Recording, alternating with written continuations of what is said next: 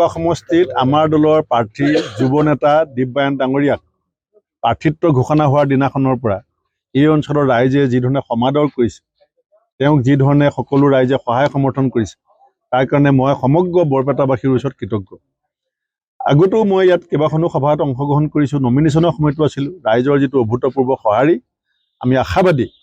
আৰু এতিয়া শেহতীয়াকৈ অৰুণাচলৰ MP কেন্দ্ৰীয় মন্ত্ৰী কিৰণ ৰিজিজু ডাঙৰীয়াই অসমৰ বিৰুদ্ধে যিটো ভয়ানক ষড়যন্ত্ৰ হৈছে বুলি হঠাৎ তেখেতৰ মুখেদি ফাদি লৈছে, তাৰ পাছত এই ছেকেণ্ড ফেজ আৰু থাৰ্ড ফেজৰ নিৰ্বাচনে যে বেলেগ ফালে মূৰ ল'ব সেইটো কথা নিশ্চিত।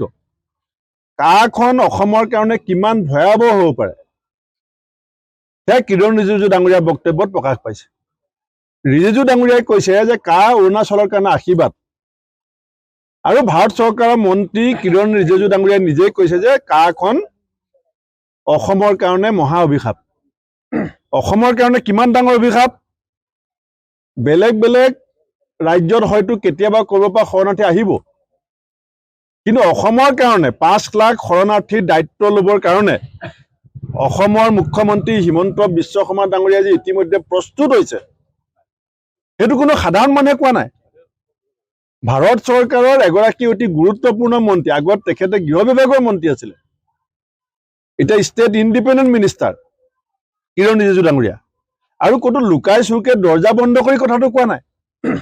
সমগ্ৰ উত্তৰ পূৰ্বাঞ্চলৰ দেশৰ সংবাদ মাধ্যমৰ সন্মুখত কৈছে যে অৰুণাচলত থকা 5 লাখ হাজং আৰু চাকমাক অসমৰ মুখ্যমন্ত্ৰীয়ে দায়িত্ব ল'বৰ কাৰণে অমিত শ্বাহ ডাঙৰীয়াৰ সৈতে কথা হৈ গৈছে।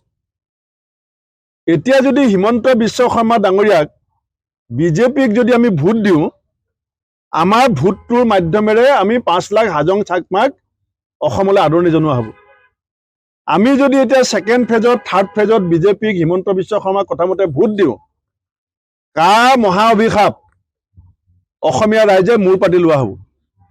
আমি যিখন অসমত এতিয়া 36 লাখ পঞ্জীভূত নিবনুৱা আছে, 1.5 লাখ কোটি টকা ধাৰত ভোট গৈ আছো, কিমান খিলঞ্জীয়া ভূমিহীন হৈ আছে, জনজাতিসকল ভূমিপুত্ৰসকল ভূমিহীন হৈ আছে, তাত মুখ্যমন্ত্ৰীগৰাকীয়ে নিজৰ বিভিন্ন অতীতৰ কুকৰ্মৰ কাৰণে দেশৰ গৃহমন্ত্ৰী অমিত শ্বাহ ডাঙৰীয়াৰ আগত ৰাজহাড় বেকাৰ কৰি কেনেকে শৰণাপন্ন হয় সেইটো কেইদিনমানৰ আগতে অসমৰ মানুহে দেখিছে। গতিকে অমিত শ্বাহ ডাঙৰীয়াই যেতিয়া হিমন্ত বিশ্ব শৰ্মা ডাঙৰীয়াক নিৰ্দেশ দিব যে অৰুণাচলৰ 5 লাখ শৰণাৰ্থী আপুনি ল'ব লাগিব, তেখেতে দৰকাৰ হ'লে গুৱাহাটীতে তেওঁ হাউচিঙৰ ঘৰ বনাই দিব।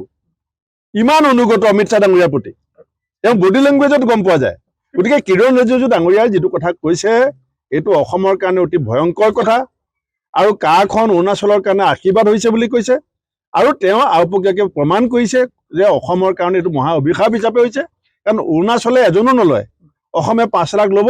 আৰু কি বুলি কৈছে যে অমিত শ্বাহ ডাঙৰীয়াই CMৰ সৈতে কথা পাতিছে, কথাটো বেছি ওলাব নালাগে, ওলালে ডাঙৰ ইছ্যু হ'ব। এতিয়া অসমৰ ৰাইজৰ হাতত অসমৰ ভাগ্য, অসমৰ ক্ষতিপূৰণটো আমি দিম। কিৰণ ৰিজিজু ডাঙৰীয়াই সাজি সাজি কথা কোৱা নাই। আপুনি প্ৰেছ মিটখন যদি ভালকে চাই দেখিব, তেওঁ অৰুণাচলবাসীক এটা বাৰ্তা দিছে, অৰুণাচলবাসীক বাৰ্তা দিছে। আমাৰ অসমৰ মুখ্যমন্ত্ৰীয়ে কি কয় কথাই কথাই, ৰাতিপুৱা এটা কথা কয়, আবেলি এটা কথা কয়। কেইদিনমানৰ আগতে কৈছিলে যে 71 চনৰ পাছত অহা এজনো বিজেপিৰ বিদেশী বুজা অসমে নলয়। এতিয়া কৈ আছে চৰাই এটা আহিব নোৱাৰে। আৰু এতিয়া কিৰণ ৰিজিজু ডাঙৰীয়াই কৈ আছে যে 5 লাখৰ বুজা অসমে ল'ম বুলি কথা হৈ গ'ল। গতিকে এই মুখ্যমন্ত্ৰীজনক যদি আমি 26 তাৰিখে 26 এপ্ৰিলত আৰু 7 মেত এই বিজেপি আৰু এই মুখ্যমন্ত্ৰীক যদি আমি প্ৰতিৰোধ নকৰোঁ, ক্ষমতাচ্যুত কৰাৰ যদি সিদ্ধান্ত গ্ৰহণ নকৰোঁ, অসমৰ ভৱিষ্যত প্ৰজন্মই কিন্তু আমাক ক্ষমা নকৰিব।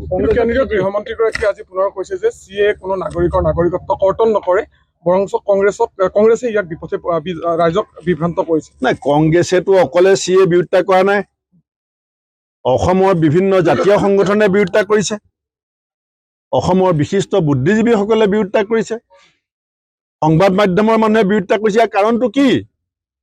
কাৰণটো হৈছে অসমে 71 চনৰ আগতে অহা সকলো বিদেশীক আমি স্বদেশী বুলি পেলাই স্বীকাৰ কৰি ল'লো।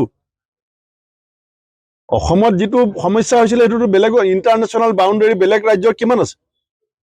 বাংলাদেশৰ লগত সীমা ভাৰতবৰ্ষৰ বেলেগ ৰাজ্যৰ কিমান আছে অসমে এই সমস্যাটো আমি সমাধানৰ এটা সূত্ৰ উলিয়ালোঁ আৰু সেই সূত্ৰটোৰ নামতেই সৰ্বানন্দ সোণোৱাল ডাঙৰীয়া অসমৰ মুখ্যমন্ত্ৰী হৈছিলে সেই সূত্ৰটোৰ নামতেই 85 চনত অসমত চৰকাৰ হৈছিলে আৰু সেই চুক্তিখন অসমৰ ৰাইজৰ সন্মতি সপক্ষে হৈছিলে সেই চুক্তিখন ভংগ হ'ব নালাগে বুলি অসম চুক্তিক গীতা বাইবেল কোৰাণ বুলি এইসকল বিজেপি নেতাই জানো কোৱা নাছিলে এদিন সেই যিখন চুক্তিক গীতা বাইবেল কোৰাণ বুলি ক'ব সেই চুক্তিখনক গীতা বাইবেল কোৰাণ বুলি কৈ আজি 5 লাখ চাকমাক ল'বৰ কাৰণে মুখ্যমন্ত্ৰী নিজৰ কেছৰ যাতে ফাইল খোল নাখায় নিজৰ কেছৰ ফাইলৰ ক্লিন চিট ল'বৰ কাৰণে অসমীয়া মানুহে 5 লাখ শৰণাৰ্থীৰ মূৰত জাপি ল'ব নেকি আমি যে জাপি নলওঁ মুখ্যমন্ত্ৰীয়ে যে ৰাজ্য জুৰি আমাৰ জাতিৰ বিৰুদ্ধে যে ষড়যন্ত্ৰত লিপ্ত হৈছে তাৰ বিৰুদ্ধে অসমীয়া মানুহে 26 এপ্ৰিল আৰু 7 মে'ত